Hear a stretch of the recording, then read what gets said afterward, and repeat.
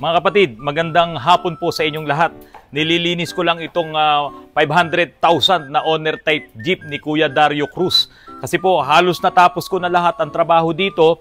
Pati po yung bumper nito, in-extend ko pa ng kaunti. Ayan, na-extend po siya dahil nga yung kabitan ng molye, pati yung molye ay pinalitan ko. Dahil sa nakaraang vlog ko tungkol dito, sablay po talaga yung pagkakabit po ng molye nito. So ito, tingnan mo, dito ka Junior, palitan na po ng bagong molye yan. Ayan, tingnan nyo, mayroon pang serial number. Tapos, ipinorward ko po itong bumper, umabanti siya ng konti para naman magkaroon ng play yung molye po dito sa harap. Kung nakikita nyo, medyo diretso pa yan kasi hindi pa tumatakbo. Pag ito po ay tumakbo na, medyo gaganon na po yung hanger niyan, gaganon na siya. So, pati dito, dinugtungan ko na rin ng stainless kasi nga nag-extend tayo ng bumper dito. Yung handbrake na lamang po, ang inaayos ko dito, kulang na lang ako ng kable. Pero yung mga request ni Kuya Dario na ito, ilipat ko, itong odometer, no, dito na ilalagay, pati yung fuel gauge. Kasi dati, nandoon yan, sa pinakaibaba doon. Doon, sa baba. Nandoon yan, hindi niya masilip-silip.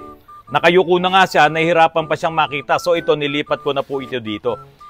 Para sa mga hindi nakapanood nung mga nakarang vlogs ko, ito po yung 500,000 pisong owner type Jeep. Yan, na binili ni Kuya Dario. Pero marami na po akong inayos dito para naman sabi nga niya, sa susunod na balik niya galing ng Canada, ay magamit naman niya ito ng lubusan. Yun talagang ma-enjoy niya. Kanina po, may bisita po ako, yung isa sa pinakasikat na gumagawa ng owner type Jeep diyan po sa Malabon. Malamang kilala nyo po ito dahil sabi nyo, taga-riyan din po kayo sa Malabon. So narito po siya. Nagkakwentuhan naman po kami, maiksing-maiksi lang. Kasi po, matagal po siyang naghihintay sa akin dahil ako ay na-late. Dahil nga po may binili akong isang gadget na gusto ko ring ipakita sa inyo. So sabi nga po niya, doon sa maiksing usapan namin, ang halaga daw po ng owner type Jeep po noon, stainless na, ay 12,000 piso lang. Pero itong owner na to, itong hawak ko na ito po ay nagkakahalaga ng 500,000 piso. Ayan. Kwarta o kahon! Si Sir Freddy Domingo, sila yung sikat na mga nagbe-bend ng mga body ng owner type Jeep yan po sa Malabon nung araw. Ano po? Nakita niyo po ba ng binlag ko to? Naiiwan yung gulong. Alam ko na kaagad lang. Oo. Yung bago niya nga pala, yung pinion, rocker pinion. Ay, bago po yan. Opo, bago po, brand new.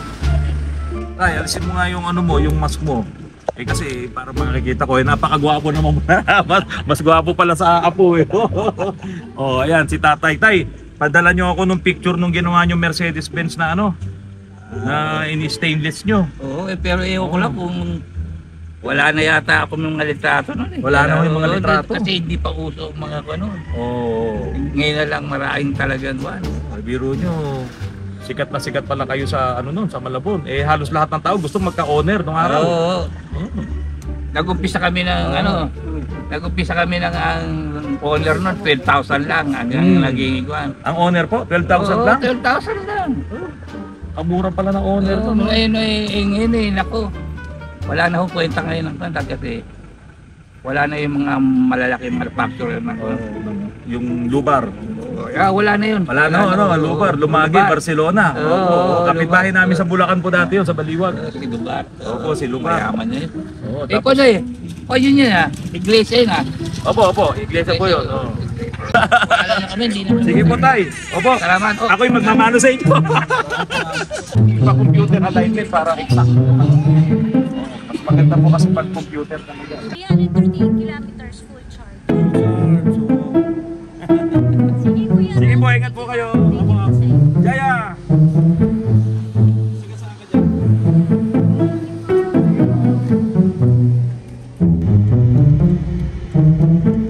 Nandito na ako ngayon sa West Place ni Sir Mark. Sabi mo kasi magkakaroon ka sa Antipolo eh. Ang tagal naman eh. Kailangan ko na ng tools. Medyo kwan pa eh. Inaantay pa namin mga papeles. Oo, yung papeles. Pero ito mga kapatid, yung pwesto na to, noon pa to. Bata pa ako, nandito na kayo eh. Nagbabayad kami dito sa Meralco, buhay na tong pwesto na to eh. Tama. Ngayon lahat, tignan nyo, nandito lahat ng mga kailangan yung mga industrial tools. Ano pa ba? Paano ko ba sasabihin? Industrial ba o ano? Industrial tools, Oo. power tools, mga Power generators, tools. Oh, generators. construction equipments, air compressors. Oo. Tapos hindi ka lang sir concentrated sa Inco, di ba? Meron ka ring ibang Maraming ibang brand. Like may MPT, Locus, Oo. Makita. Makakapili talaga. Makakapili. Saka legit, no? Saka meron din tayo yung Fixman na brand. Fixman, pero talagang magandang klase rin siya. Okay siya. Oo. Ganda. So yung ngayon, yung battery charger na Nabibiling ko. bibili ninyo, Oo. Fixman na brand yan. Fixman yun. Oo. Next time, magkakaroon din siya ng power tools. Oo. Tapos yung mga generator meron na. Generator, meron Next na rin. time, mga water pump pa. Oo. Marami siyang product, pati welding machines. O, alin ba yung sir? Yun. Halika. Tingnan natin. Fixman to sir, no? Ay, ang ganda naman pala eh. Ito na yung pang jump start ko. Tapos charger na rin siya. Lang yung kinuha ko sa'yo noon. Matagal na yun. Mga 3 years ago. 3 years ago. O, yung kulay dilaw. Powerhouse? Powerhouse, oh. Powerhouse. Ang taas pala ng ng amperahe, no? 320.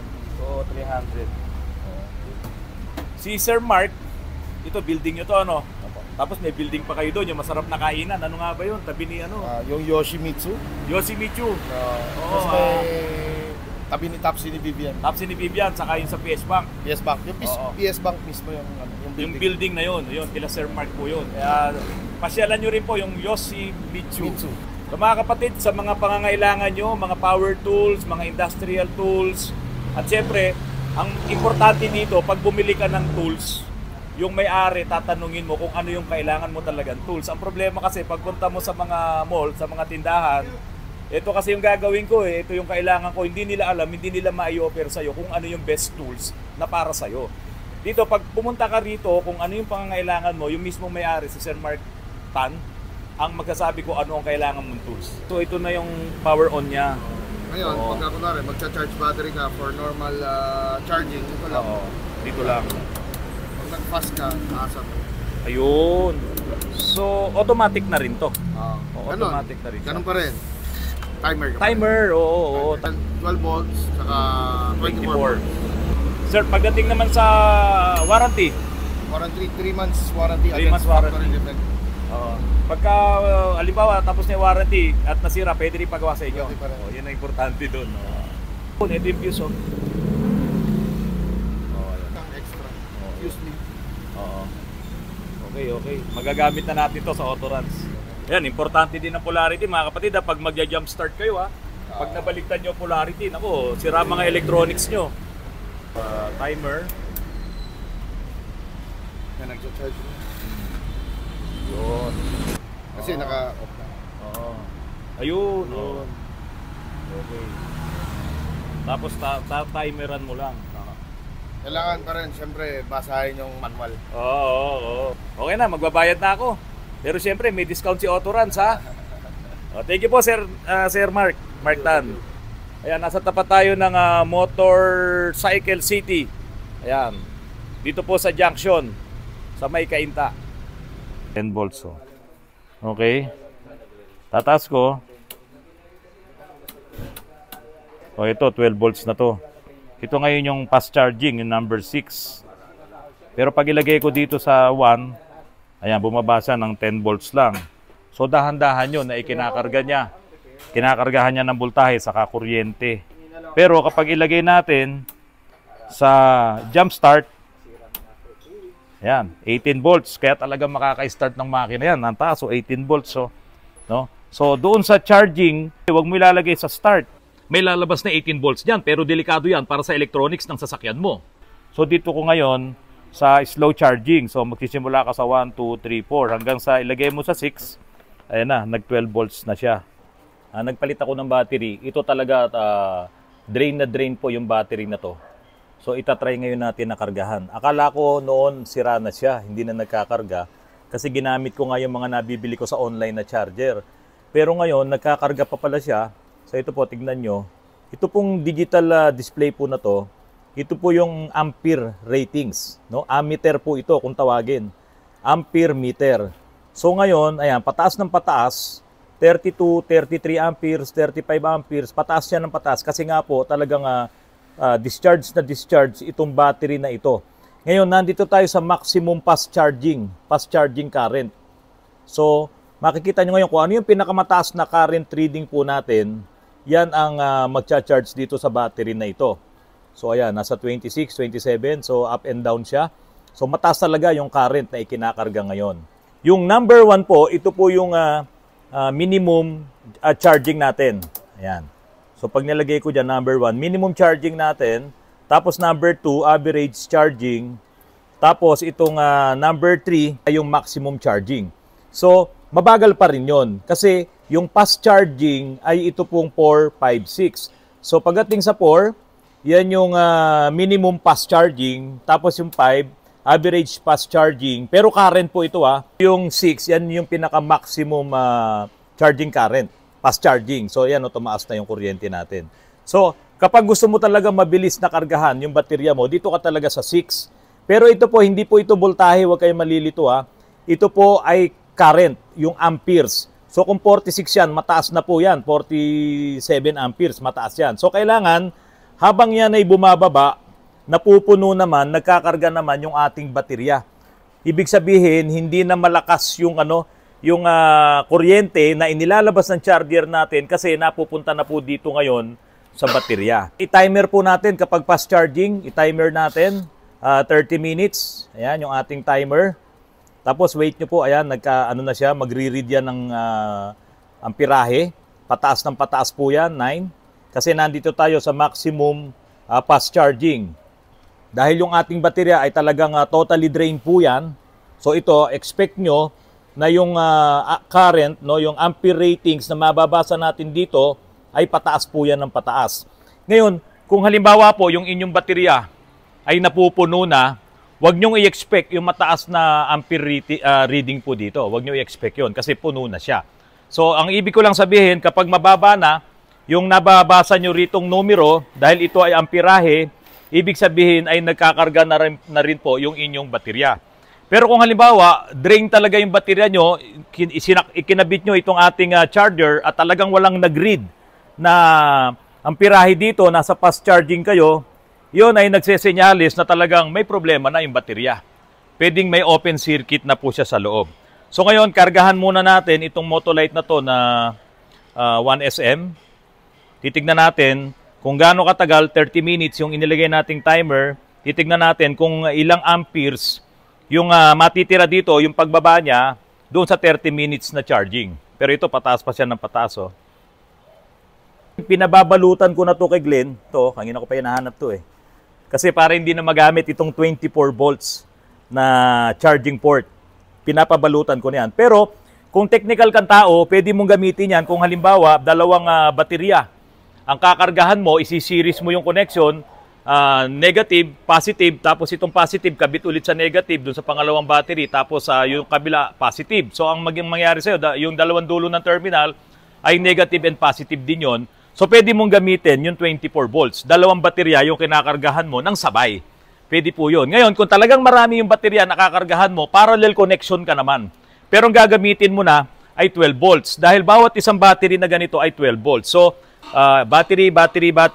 Tapos, pag dudugtong-dugtongin mo ngayon, yung lahat ng negative terminal, pagkukonektahin mo ngayon yon, tapos lahat ng positive terminal, pagkukonektahin mo rin yon, at saka mo ngayon ilalagay itong ating alligator clips doon sa kanyang tamang terminal na sasaksakan mo, doon sa negative and positive. Ngayon, itatry natin.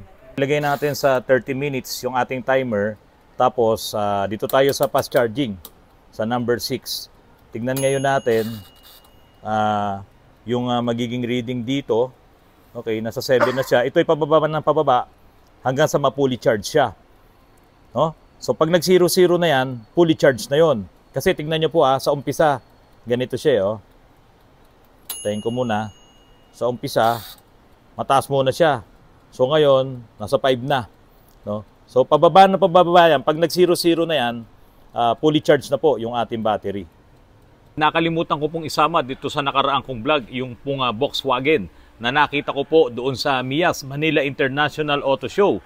Yung Volkswagen po na yon, Beetle din, ay kinonvert po siya bilang isang off-road vehicle. Meron siyang snorkel, may steel bumper, ang laki ng mga gulong, at kung ano-ano pang mga abubot, meron din po siyang carrier. Ngayon, nakita ko rin doon sa ilalim niya na ito po ay maraming beses na rin sigurong na body repair. Kasi kitang-kita yung welding doon sa ilalim, yung pinag-repairan nung dating gumawa. Kaya po, itong Volkswagen na inaayos ko po dito, ultimong yung mga pinag-acetylene na yan, yung pinag-weldingan na yan, ay talagang pinamasilyahan ko dahil po ang kulay nito ay talagang makintab. So kung mayroong mga ganyang portion, nakitang-kita yung pinag-body repairan, ay hindi po maganda ang kalalabasan. Kaya po mga kapatid, abangan nyo itong Volkswagen natin. Mukhang hindi nga lang talaga aabot ngayong linggo na to dahil magbabakasyon na yung ating mga kasamahan dito. Abangan nyo po next week. Sigurado, may kulay na po ito at darating na po yung ating electric air condition para po dito sa Volkswagen Beetle Coaching Pagong Coaching K. O ayan. Sir Mark Tan, salamat po sa pagbibigay nyo sa akin ng discount. Yung binili kong battery charger, magandang klase po, nasubukan ko na kanina. Hanapin nyo lamang po, diyan po sa Cainta, sa may junction, yung pong Armstrong na tindahan ng lahat ng mga magagandang tools. At hanapin nyo po si Sir Mark Tan, yung pong may-ari. Mga kapatid, maraming salamat po sa patuloy na pagtangkilik nyo po sa aking channel. Sana po paki-like, paki-subscribe at paki-share po ang lahat ng mga videos na aking pong ipinalalabas. Magandang hapon at maraming salamat po sa inyong lahat.